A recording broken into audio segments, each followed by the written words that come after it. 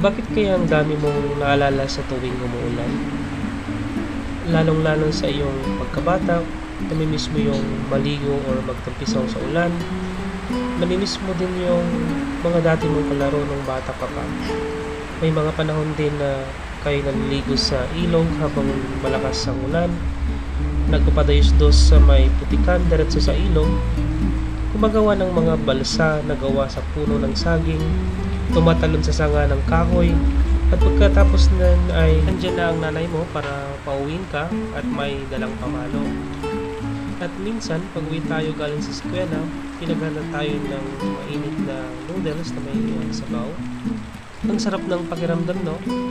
Pag maalala natin ang mga masayang araw ng pagkabata natin, kayo po, naranasan niyo din ba yung mga ganitong pagkabata?